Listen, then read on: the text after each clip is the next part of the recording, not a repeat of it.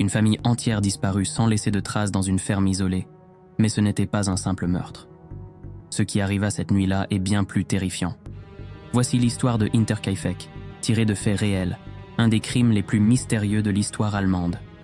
En mars 1922, une famille de 6 personnes vivait dans une ferme isolée, au cœur de la campagne allemande, près du village de Hinterkaifeck. Les membres de la famille Gruber, Andreas, sa femme Cecilia, leur fille Victoria, le mari de Victoria et 2 petits-enfants, Maria et Joseph, étaient reconnus pour mener une vie tranquille. Mais ce qu'ils ignoraient, c'est que quelque chose de terrible se préparait dans l'ombre.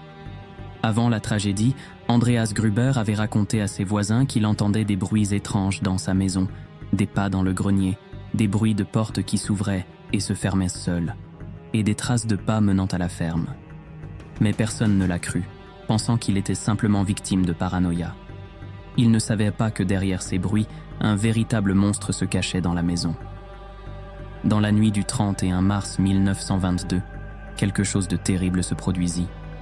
Un inconnu pénétra dans la ferme et massacra toute la famille Gruber. Ils furent tués dans leur lit, à coups de hache. Le lendemain, lorsque les voisins s'inquiétèrent de ne pas avoir vu la famille, ils entrèrent dans la maison. Ce qu'ils trouvèrent les glaça jusqu'aux os. Les corps des Gruber étaient étendus dans la maison, mais ce qui était encore plus effrayant, c'était qu'un individu semblait avoir vécu dans la maison après le massacre.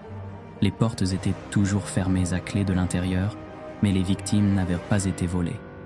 De plus, la police découvrit que l'assassin avait pris son temps.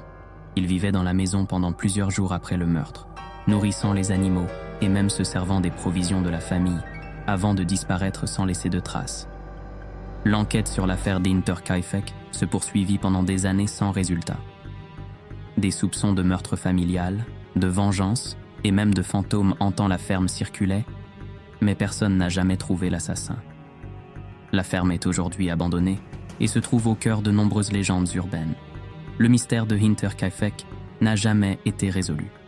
Et les rumeurs persistent. Certains croient que l'esprit des Gruber hante encore la ferme, cherchant à obtenir justice.